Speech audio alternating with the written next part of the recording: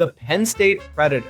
Before Jerry Sandusky ever became a household name, Penn State already had a monster hiding in plain sight. In the late 1970s, linebacker Todd Hodden terrorized women around campus, embarking on a spree of sexual assaults that the university quietly buried. He was described by investigators as one of the most violent offenders they'd ever seen. Yet he wore the same uniform that symbolized discipline and integrity under Joe Paterno. Hodden was eventually expelled, but not before dozens of victims were left shattered. When his crimes escalated to murder years later, Penn State's silence came back to haunt them. ESPN barely mentions Hodden's name, but his story is the original sin of Happy Valley, a warning sign ignored long before Sandusky. The culture of denial, the protection of reputation, the failure to act, it all started here. The program's moral decay didn't begin in 2011. It began with him. The Sandusky Cover-Up. Jerry Sandusky was once considered a pillar of Penn State football, a defensive mastermind, a father figure, and founder of a charity for at-risk youth. But behind the trophies and smiling interviews was horror. For years, Sandusky used his position to prey on young boys, often on campus, while those around him looked the other way. Multiple officials, including head coach Joe Paterno, were warned. None went to the police. They handled it internally. When the truth exploded in 2011, it revealed a system that valued image over innocence. Sandusky was convicted on 45 counts. Paterno was fired, his wins erased, his legacy destroyed. Penn State paid millions, but no amount could erase the damage. The Success with Honor brand collapsed overnight. The Sandusky case wasn't just about one predator. It was about an entire institution that chose loyalty over humanity. Baylor's culture of silence. At Baylor University, football became bigger than faith. Under head coach Art Briles, the team rose from irrelevance to national prominence. But behind the wins was something far darker. Between 2012 and 2016, dozens of women came forward accusing players of rape and assault. Their stories were ignored, buried, or quietly dismissed. Internal reports later revealed administrators and coaches actively protected athletes from punishment. Some victims were told to prey on it, others were threatened. The scandal exposed a culture that worshipped football and silenced survivors. When the truth came out, Briles was fired. The president resigned and the athletic director stepped down, but the damage went beyond Baylor. It showed how power, religion, and ego can combine into something poisonous. The university once branded itself built different. It was, just not in the way anyone imagined. Maryland's deadly workout. In 2018, Maryland football player Jordan McNair collapsed during a scorching summer practice. Coaches pushed him through sprints as he begged for rest. Trainers misdiagnosed his distress as fatigue when it was heat stroke, his body temperature rising above 106 degrees. For more than an hour, no one took the basic step of cooling him down with cold water immersion. By the time he reached the hospital, it was too late. He was 19. Investigations later uncovered a toxic culture under head coach DJ Durkin, players mocked for weakness, workouts used as punishment, staff treating fear like motivation. McNair's death was ruled preventable. The fallout forced the NCAA and universities nationwide to re-examine safety standards. Maryland paid millions to his family, but the real cost was trust. A young man's life was taken because adults wanted to prove toughness. That's not coaching, that's negligence. Northwestern's hazing cult. For decades, Northwestern prided itself on being the clean program. Elite academics, strong values, and no scandals. Then 2023 shattered that illusion. Former players exposed a locker room culture built on humiliation. Reports described hazing rituals involving coerced sexual acts, nude punishments, and intimidation disguised as team bonding. Coaches allegedly signaled when hazing sessions would occur, and upperclassmen enforced them like tradition. The university's first response was silence, then a 2-week suspension for head coach Pat Fitzgerald. But when the full details leaked, outrage erupted. Fitzgerald, a Northwestern legend, was fired after 17 years. The scandal proved that even schools with sterling reputations can rot from within. Behind every academic brochure and moral mission statement, there can exist a place where abuse hides in plain sight. Northwestern's fall showed one truth. Intelligence doesn't prevent cruelty. It just learns how to justify it.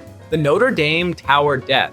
Declan Sullivan wasn't a player. He was a 20-year-old student filming Notre Dame's practice. Winds in South Bend were gusting over 50 miles per hour that day, but he was told to climb the scissor lift anyway. Minutes later, it toppled. His final tweet read, "I guess I've lived long enough." This is terrifying. He died instantly. Investigations revealed that Notre Dame ignored multiple weather warnings and safety protocols. The tragedy wasn't an accident, it was a decision. Head coach Brian Kelly and administrators faced intense scrutiny, yet the university's football machine rolled on. To many, it symbolized how college programs value operations over human life. ESPN aired the story softly, too softly, because the truth was uncomfortable. A young man died not for glory, not for money, but for footage. Notre Dame's legacy of God, country, Notre Dame found its missing word that day: accountability. The Seeburg Suicide. Just weeks after Declan Sullivan's death, another tragedy hit Notre Dame. Elizabeth Lizzie Seeburg, a 19-year-old student from nearby St. Mary's College, reported being sexually assaulted by a Notre Dame football player. Days later, she received threatening texts warning her not to speak.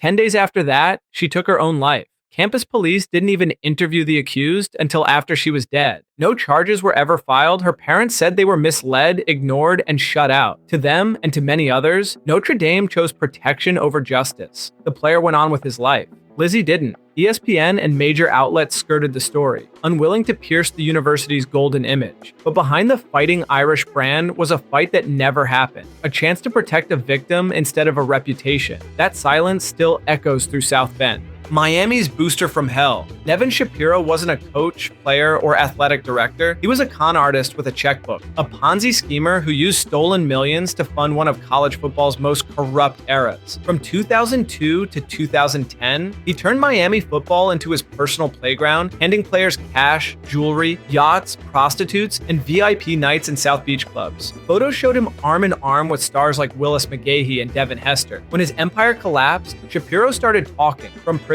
He exposed a culture of excess that blurred the line between athlete and celebrity. The NCAA confirmed much of it, but handed down mild sanctions, terrified of what else might unravel. ESPN barely touched the story's darkest parts, because it wasn't just about rule breaking. It was about exploitation, corruption, and the ugly intersection of college sports and money. The U wasn't just swagger, it was scandal with style. SMU's death penalty. Southern Methodist University had everything: money, talent, and one of the most dominant programs in Texas. They also had a payroll system for players. Boosters handed out cash, cars, apartments, even salaries. So organized that it was written down. When the NCAA caught them for the 6th time, they didn't just suspend SMU, they killed it. The death penalty canceled the entire 1987 season. No games, no scholarships, no program. Players fled, coaches resigned, and SMU football collapsed for decades. The punishment was so severe, the NCAA never used it again. ESPN often frames it as a tale of justice, but the deeper story is darker.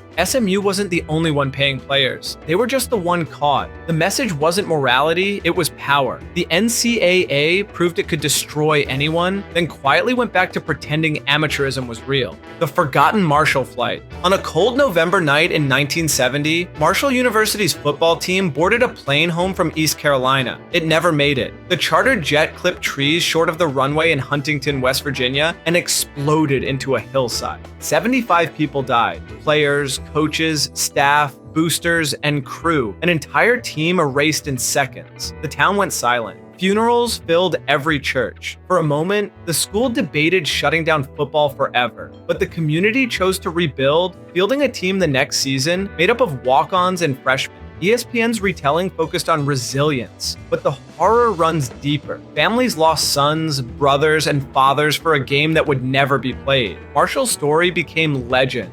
We are Marshall. But behind the slogan was grief that never faded. A reminder that college football's most sacred tradition isn't winning, it's surviving. Minnesota's broken boycott. When 10 Minnesota players were suspended for alleged sexual assault in 2016, the entire team revolted. They boycotted practices and threatened to skip the Holiday Bowl, claiming their teammates were victims of a witch hunt. But when the 82-page Title IX report leaked, it told a far darker story. Graphic, corroborated accounts of group assault shattered the players' defense. The boycott collapsed within days. 4 players were expelled, others suspended, and the school's reputation was shredded. ESPN treated it like a procedural mess, but it was much more. It was a collision between loyalty and accountability, where teammates rallied around predators because the truth was too ugly to face. The Minnesota scandal wasn't just about what happened at one party, it was about a culture that values the shield of the locker room over the lives it destroys outside of it.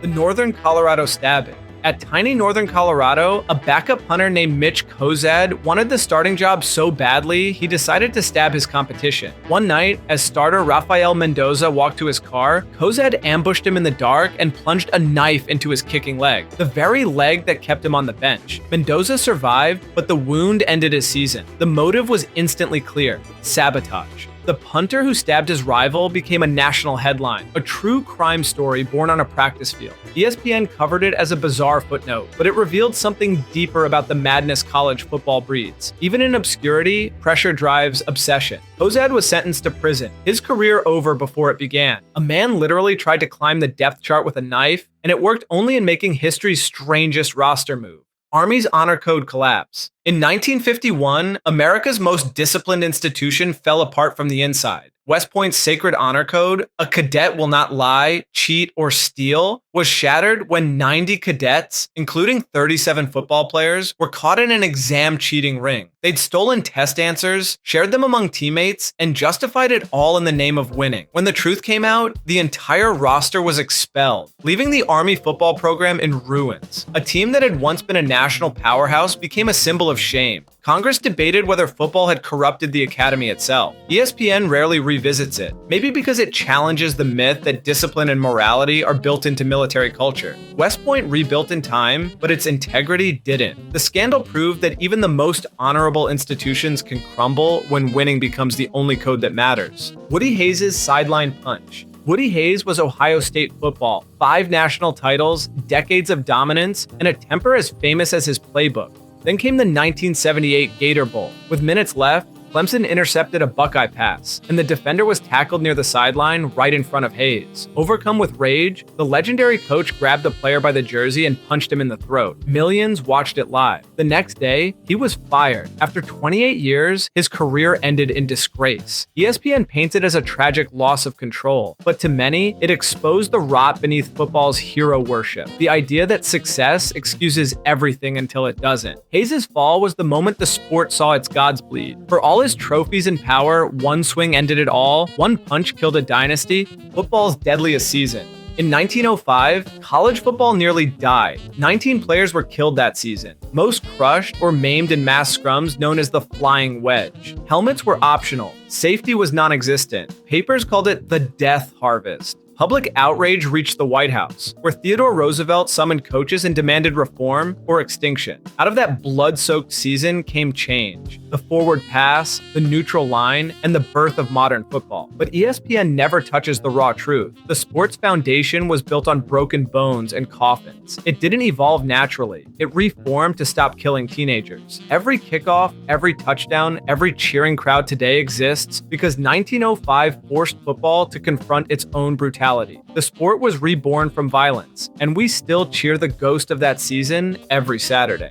The quarterback who couldn't escape his brain. Tyler Hilinski was supposed to be Washington State's future. At 21, he had the arm, the charisma, the smile that made teammates follow him anywhere. Weeks after starting in the Holiday Bowl, he was gone. Dead by suicide in his apartment, the autopsy revealed stage 1 CTE, the brain disease linked to repeated head trauma. Doctors said his brain looked decades older than his age. ESPN called it a tragedy. His parents called it a warning. His brother Ryan later played at South Carolina and Northwestern in his honor, raising awareness for mental health. But the question still hangs over college football. How many more? Hilinski's story cracked the illusion of toughness, showing that concussions don't just break bodies, they break minds. His foundation, Hilinski's hope, fights to save athletes before it's too late. He couldn't escape his brain, but maybe his story helped someone else. The Auburn Pool Party Murders. Auburn's rise to glory after its 2010 title ended in gunfire 2 years later. At a crowded off-campus pool party, an argument escalated into chaos. A man opened fire, killing former players Ladarius Phillips and Ed Christian, and wounding offensive lineman Eric Mack.